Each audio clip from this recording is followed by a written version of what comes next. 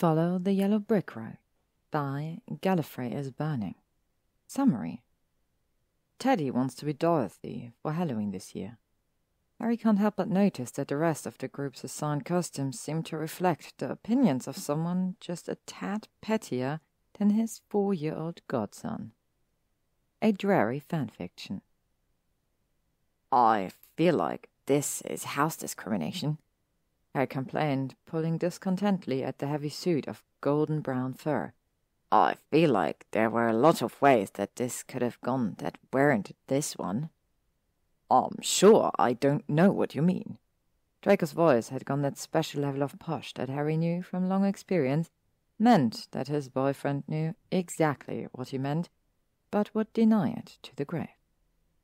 Didn't bother to meet Harry's eyes, instead giving himself a critical look in the mirror as he smoothed his hands over the voluminous froth of pink and glitter flaring from his narrow waist.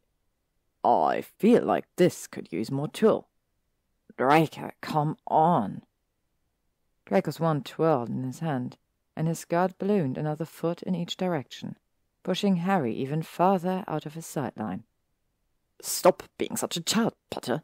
This isn't about you. Your godson wants to be Dorothy for Halloween. It's your duty as his guardian to support him. You don't want to reinforce toxic gender roles by refusing, do you? Harry gave him an incredulous look. Did I miss the part of the conversation where I said, I don't want to wear this monstrosity, so the whole group costume has to be scrapped? It was implied, Draco drawled. It wasn't even a little bit implied.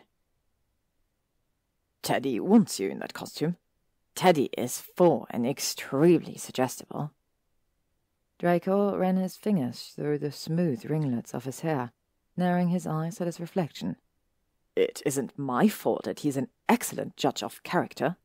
Do my cheeks need to be pinker? I feel like they do. He swiped a fluffy brush over his cheeks in a way that made absolutely no difference that Harry could see before finally glancing over. Besides, would you rather have been brainless or heartless instead? And anyway, those costumes were already taken. I could have been the wizard, Harry grumbled. Ah, yes, the conman. That would have been much better. At least the outfit would have been cooler. Adjusting his torso for crown one last time, Draco turned from the mirror to face Harry fully. Trick or treating is going to start in 20 minutes. Stop pouting and put on your costume. Giving up, Harry reluctantly climbed into the hot, baggy, rented monstrosity, grumbling under his breath all the while. Ron and Hermione are meeting us here, he asked as he straightened, wrinkling his nose, as Draco cast a charm on his face to make the mask adhere more realistically to his features and rearranged a stupid little bow sitting atop of his curly mane. Any moment now. As if on cue, Harry heard Ron's irritated voice calling up the stairs. Malfoy, get your arse down here.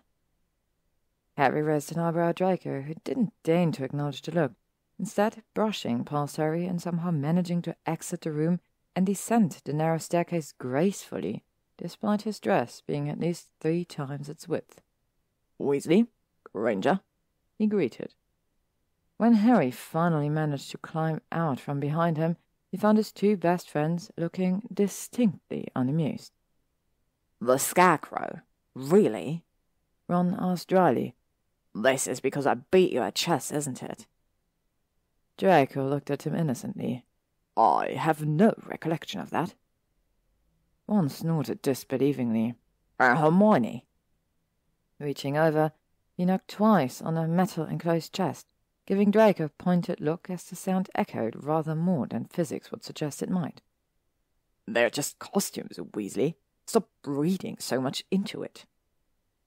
The conversation was cut short by the flare of the flue as Andromeda guided an excited and extremely adorably blue-plaid, pinafore-wearing Teddy through. Don't keep him out too long, or I'll let him have too much candy, Andromeda warned Harry. Got it. We'll see you in a few days, okay? See you real soon. Andromeda agreed before leaning down to kiss Teddy goodnight. Be good. Trick or treat, came Teddy's excited answer. Andromeda gave Harry a look that fell somewhere between sympathy and amusement. Good luck. As Teddy grabbed Ron by the hand, dragging him towards the door and beginning a loud and off-key rendition of Follow the Yellow Brick Road, Harry looped his arm through Draco's. So tell me, really, what did Hermione to earn herself the Tin Man? She keeps refusing to put my petition for updated uniforms before the St. Mungo's board. Those massively expensive ones that look like they just came off a runway.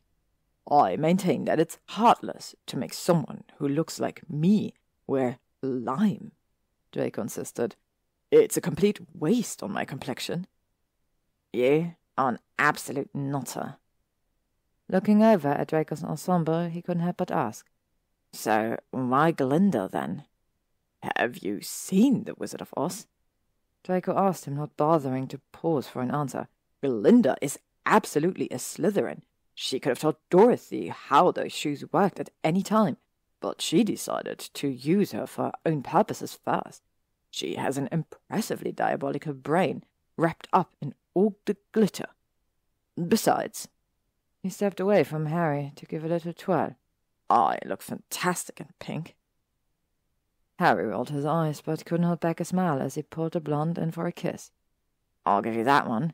But next year, I'm getting Teddy hooked on something I like before you can get into his head with something else that's going to make me and my friends look like idiots.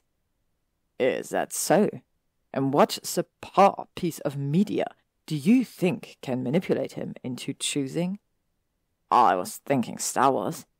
Pretty sure I could rock a Han Solo costume. Harry grinned devilishly. Besides, I think he'd make a great Chewbacca.